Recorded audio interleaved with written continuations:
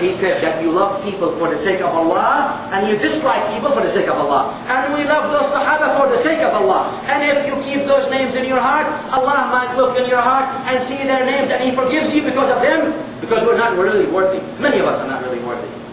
Luqman al-Hakim radiallahu anhu, wa alayhi salam, Luqman was a wali, but you can say alayhi salam, he said, tells his son, he said, "Oh son, you should go and find who are those awliya of Allah are.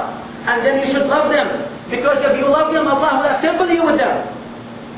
And then if you love them and you have their names in your heart, Allah will look in your heart and will see that you love them, and He might forgive you because of them. So love these people, and because Allah will assemble you with them. May Allah assemble us all with them." That's one. Number two, I mentioned about the ghusl of Sayyidina Al-Baqer by Asma bint Umays radiallahu anha. And many people objected. Allahu Akbar. Big deviance. Why? Where? What is? This is it, an entirely fiqh issue. Even though Al-Tabari radiallahu anhu, in his third volume, page 149, which is the biggest mufassir of Islam, Imam Al-Tabari, 1,100 years ago, mentioned this, that Asma bint Umays radiallahu anha washed her husband along with one of his sons, Sayyidina Abdil-Muttaleb. Now, another one, Ibn al-Athir radiallahu anhu, I'm not sure which volume, but I have the book. Anyone who wants to go, right there, clear quotation, that Asma radiallahu anha washed Abu Bakr. Al-Ansari radiallahu anhu, same thing he mentions. Ibn Hisham in his SEERAH also mentions. Mostly 99% of all the historians mention these things. I don't bring these things from the Bible. I don't bring them from my pocket. Usually I know many people are not used to references, because many people stand here and say, "Oh, okay, don't do this and do that," because all we have to do is put amama. Once you put the amama, and you have a beard and you can recite a couple of surahs of the Quran, that means you're a scholar. No, that's not the way we do it in this member. This is the madrasa of Rasulullah sallallahu alayhi wa sallam. This member is so we can learn about our lives, and we can learn about tafsir, and we can learn about Quran, we can learn about tawheed. This is not about to politicize your opinions this way or that way. It's about strictly the Quran and the authentic sunnah of the Prophet sallallahu alayhi wa sallam. Some people are used to all these people saying all kinds of things. Well, this is not it. Everything we say here is with authentic references. Now, having said that, Hanafi scholars, radiallahu anhum, which are our masters and our teachers, they disagree. And they say that these narrations, even though there are many of them, and most of them are like that, they are weak narrations. And they say that the wife becomes divorced when her husband dies. Therefore, she cannot touch him, according to the Hanafi fiqh only. And this is an opinion that we respect, and it is in our head, because Ahl-Sunnah wal Jama'ah have no problems even if they disagree. Then we have acceptance for disagreement. And Imam Shafi'i, wa Malik, wa Ahmad Muhammad all disagree, and they say no, she can wash him and everything. And the Hanafi, and the reason for Imam Shafi'i and others, and most of Ahl-Sunnah, and all of them are Ahl-Sunnah wal Jama'ah, be careful.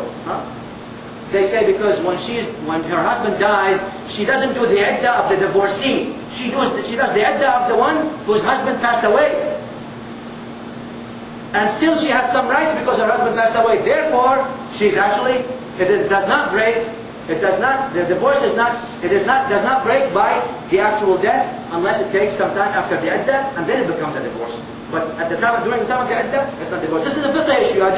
This is a deeper fiqh issue. I don't want to bug your time too much with this. It's another level. But I want for those people who want to object, please object. And I would love for your objections. And I welcome you all the time, anytime, in public. I want these people who have problems to come in public and ask me. So don't say, there's nothing hidden in the madhab of Ahl-Sunnah wal Jama'ah. There is nothing hidden. And we don't hide anything. Everything is out in the open. We have the book of Allah, and we have the authentic sunnah of Rasulullah sallallahu alayhi wa sallam. And if anyone has a problem with it, come to the masjid, you know where we are. There's no every day they say this. We don't say anything. Everything we say, inshallah, is according to sunnah. And if not, come and say, and we will repent.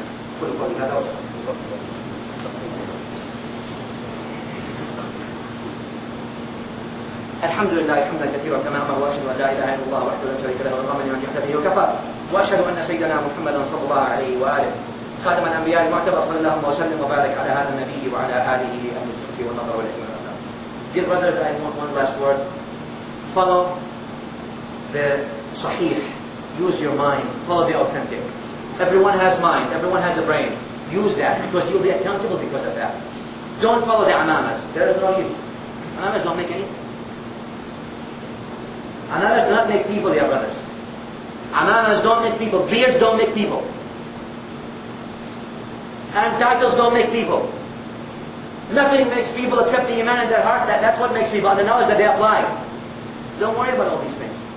Go after the book, go after the sunnah of Rasulullah, and don't worry about everybody else. Even if the whole world stands against you, say, La ilaha illallah, Muhammad Rasulullah. Allahumma salli ala Muhammad wa ali Muhammad. Kama sallayta ala Ibrahim wa ali Ibrahim. Barik ala Muhammad wa ali Muhammad. Kama barakta ala Ibrahim wa ali Ibrahim. في العالمين إنك حميد مجيد. اللهم انصر الإسلام والمسلمين وأعلي يا مولانا كلمة الحق والدين. اللهم من أراد بالإسلام والمسلمين خيرا فوفقه إليه، ومن أراد بهم غير ذلك فاجعل دائرة السوي عليه. اللهم رد المسلمين إلى دينك ردا جميلا. آتي أنفسنا تقواها وزكها أنت خير من زكاها، أنت وليها ومولاها. اشف مرضانا وعاف مبتلانا وفك أسرانا وارحم موتانا، واغفر اللهم لنا ولآبائنا ولمن له حق علينا ولمن أوصانا بالدعاء. وصلى الله على محمد وعلى آله وصحبه الصلاة.